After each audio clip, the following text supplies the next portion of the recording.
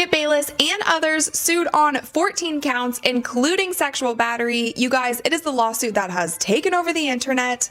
So let's talk about it. What's up, you guys? I'm Rachel Demita, and welcome to the Courtside Club. I am finally back in my home studio, and it honestly feels so good to be back in the USA. And also, you guys, just a quick update on Radmus. So just yesterday, I was able to make donations to animal shelters here in Texas using the earnings that we made on those Radmus videos. And you guys, we were able to donate so much food, supplies, litter boxes, dog leashes, all of the things. I'm going to be making a community post telling you guys exactly what we bought, but we were able to donate so many things.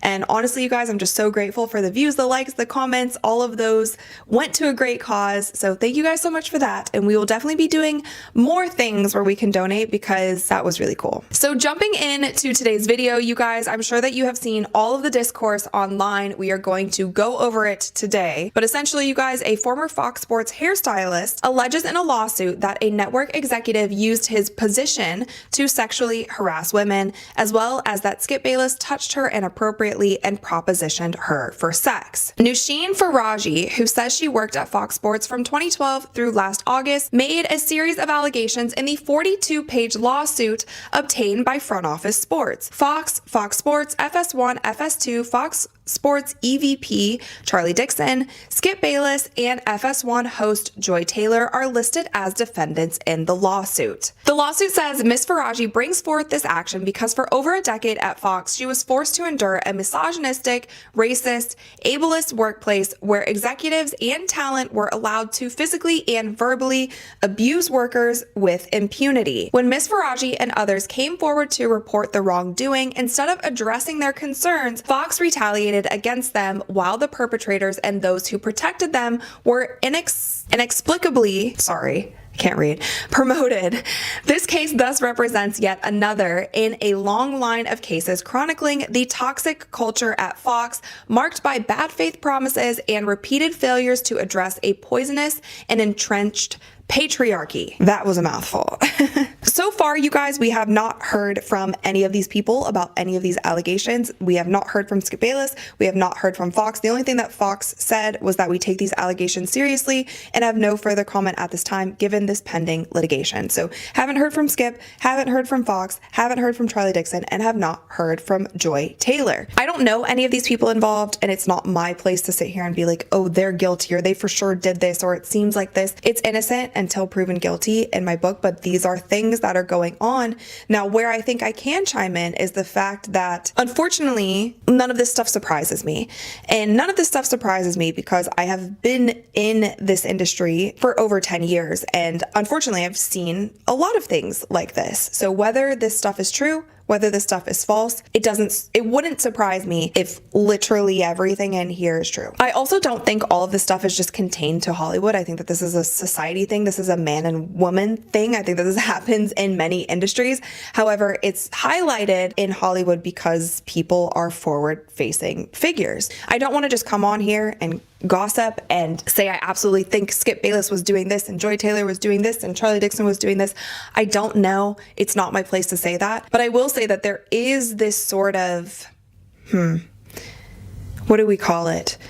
There is a weird power dynamic in Hollywood that happens often, and I don't know truly if there's any fixing it. I don't know if it will ever be fixed, but I do think that it starts with women. And so maybe if you're watching this video and you have daughters, you have sisters, you have anybody who wants to be in this industry, in television, in any sort of Hollywood industry, or honestly, in any industry at all where they want to become successful and need to work their way up, there are men that they will encounter that will be situations like this that maybe if they're able to learn what to look out for, they can navigate it in the right way and kind of choose their path. So for me, I want to tell you guys like a couple of stories that happened with me early on in my career where I was able to fortunately see some of this stuff before I got too involved with anything. So firstly, this is probably like, I was maybe like 23 or 24 at the time, and I was doing a lot of work with different brands like Nike, Adidas, all of those like sporting brands before I got into hosting. Like, for backstory, you guys, I played basketball in college and then I transferred to American University. I studied broadcast journalism there and I also studied performing arts. I always knew that I wanted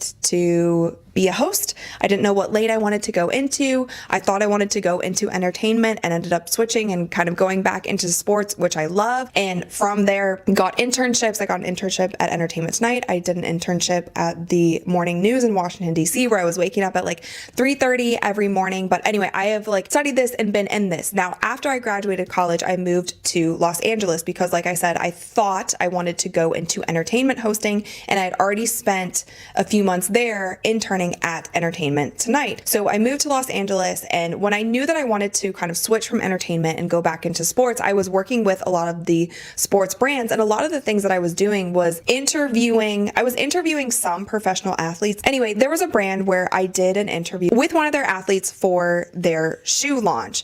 Now, the person who was working at this brand that I had been working closely with, he started talking to me on the side and saying, like, I think that there might be a bigger deal to be had with you personally. Like, maybe we can come up with something where, you know, you kind of get a deal with our brand. Also, me being like young in my career, I was like, oh, this is really cool. And so this person invites me to their headquarters to have a meeting, talk about how this could be structured. He's like, oh, we could, you know, do a little collection for you, or we could figure out how to make this a thing. And I'm excited about that, right? Like, I'm young, I'm in my 20s, and a goal of mine was always to have some sort of like exclusive deal with a big sporting brand. Luckily, years later, I did get one with Adidas, where I was exclusive with Adidas for 3 years. So long story short, this executive is inviting me to come meet at their headquarters. He's like, we'll do a tour of headquarters, we'll have a meeting, we'll get all this sorted out. So I'm like, great, fine. Fast forward to the morning of, this executive texts me and he said, hey, why don't you bring your swimsuit? We will go out on the lake. I guess there was like a lake or something around this headquarters. He's like, we'll go out on the lake and go, I don't know if it's like paddleboarding or boating or something. He's like, bring your swimsuit. We'll do that first, and then we can have lunch and discuss. I'm like, So this went from having a meeting at corporate headquarters to going paddleboarding on a lake and lunch. Actually, now that I think about it, I don't even know if the lake was actually on headquarters or if it was not there. Like, I immediately felt like, I don't think I feel comfortable doing a meeting in a swimsuit the first time when I'm supposed to be speaking business with someone. You know, like, the outfit I had planned was a business outfit, not a swimsuit. And so I thought about it for a second and literally text the man back, and I was like, I forget exactly what I said, but it was along the lines of, I don't feel comfortable going out on the lake. Could we just keep it to the original plan of meeting at HQ and whatever? You would think if this person didn't have any bad intentions or intentions beyond just doing business with me, you would think that they would have no issue with that. But the response that I got in return was very much, it was kind of threatening. It was, oh, so you're saying like you don't want to meet now? Like, I thought you would like this experience. This is a great experience that I'm offering. Like, this lake is whatever and this and that. And I just remember saying like, no, I'm so sorry. Like, you know, if your heart's stuck on doing that though, and you know, maybe we can just meet on another day.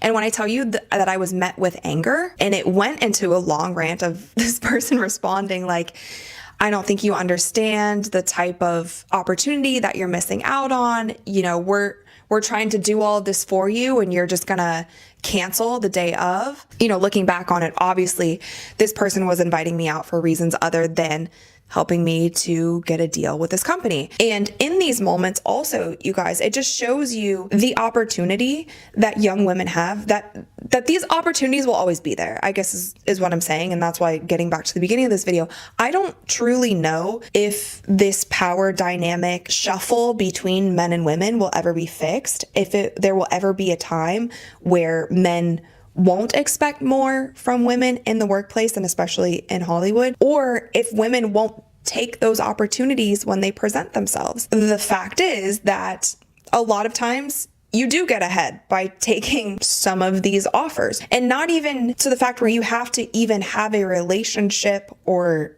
do sexual things with with the men that are making these offers. Sometimes it even just is having an intimate dinner. And if you're a man and you want to get to a place in the industry where you do have power and money and you are able to provide things for women because your goal is to just be with pretty women and have power over that, there will also always be opportunities for men to do that. Sorry, my camera just stopped recording automatically, which I think is probably my cue to like get on with it. This video is probably much longer than it needs to be, but I do feel like some of these stories, whether they're true or not, just the overarching what goes on in this industry is something that maybe deserves a little bit more light shine on it. And you guys are all entitled to your opinions as well, whether you think it's morally correct, whether you think that there's anything that could be changed about it. If you think it's not that big of a deal, if it is that big of a deal, like there are people, even Dave Portnoy went on Twitter today and was like, none of this is a big deal. I don't even know why this is a lawsuit. Who cares who's sleeping with who? It's like,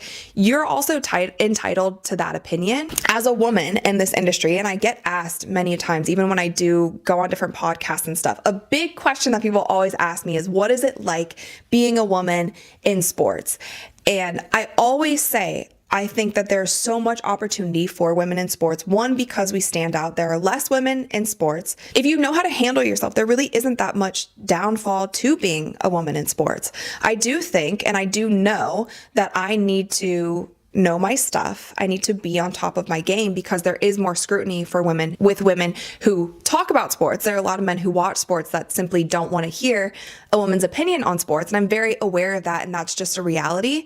So for myself, I don't make excuses about that. I just make sure that I'm well prepared. I make sure that my content is good. If I'm hosting, if I'm interviewing, if I'm doing all those things, I just make sure that I'm well prepared for that. And if I'm able to add value to the sports discussion, then I have a leg up on my competition because I do stand out being a woman. There are things that women benefit from being on television. And a lot of times it is like a lot of pretty women in sports.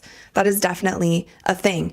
And that is something that you benefit from. And I think that that's a fact. I think we can be okay with just saying that that's a truth. One last quick story, something that I experienced, and it actually wasn't so long ago, but a company that I was working for, creatively, we had a lot of differences. And I remember one of their content ideas that they wanted me to do was to like move into a content house, essentially like a content house. But it was basically all guys. There were no girls living in this content house. And I did not like this idea. I was like, okay, weird, but what's the purpose? And I remember, and this person is like one of the highest up at this company. He said, our audience thinks below the belt, so we have to give them what they want. And I probably visibly there, I wish there was some sort of like security camera or something on the wall because I think my jaw was like to the ground. I'm sure that people say this kind of stuff behind closed doors, but to have him say it straight to my face. And I knew from that day, and my partnership with this company didn't last much longer than that because he basically said exactly what he thought of me.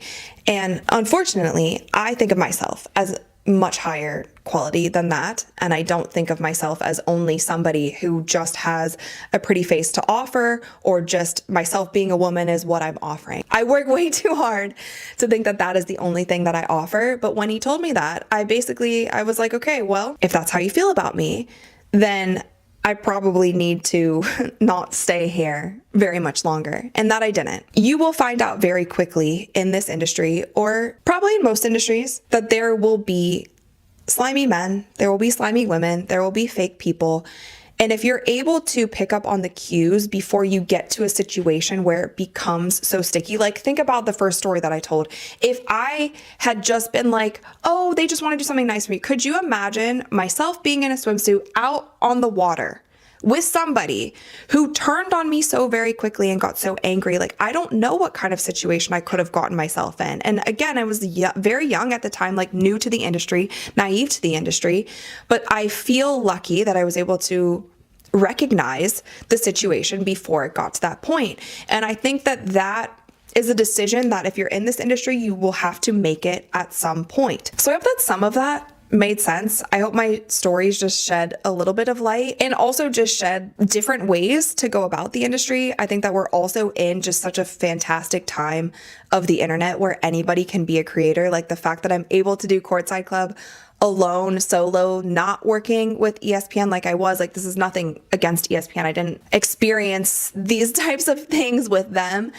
But I'm saying, like, the fact that I'm able to do my own show on my own, create it, and so many people don't have to rely on working for these big companies. So if you do experience things like that and you're not able to work in an environment that you feel is like morally right, or there's too much going on, you do have that option to kind of step away and be that creator on your own. I think that it's such a great time in the world to have opportunities like that. Also, I do want to say that there are also so many incredible people in this industry and so many incredible people that I've worked with. There is still such a level of professionalism in this industry. So it's definitely not everyone. And I don't want to blanket it and saying like everyone in Hollywood sucks, everyone in sports sucks. No, there are some incredible people that are incredibly professional. And those are the people that I continue to work with, that I continue to praise, that I would consider friends of mine, colleagues of mine. Again, you guys, at this point, I'm just rambling. I don't think that this is going to be the last that we will hear of this lawsuit. I will be so interested to see if anybody comes out and tells their side of the story. If it's false, if it's all proven false, I'll make a follow-up video if we find out more. Let me know what you guys think in the comments below. Of course, thumbs up this video if you enjoyed it. Click that little subscribe button because we upload new videos every single week. And with that, we're gonna end it there. That wasn't even a rant. That was a ramble. That was a rad ramble. That was a lot. Anyway, you guys, thank you so much for watching, and I'll see you next time. Ooh,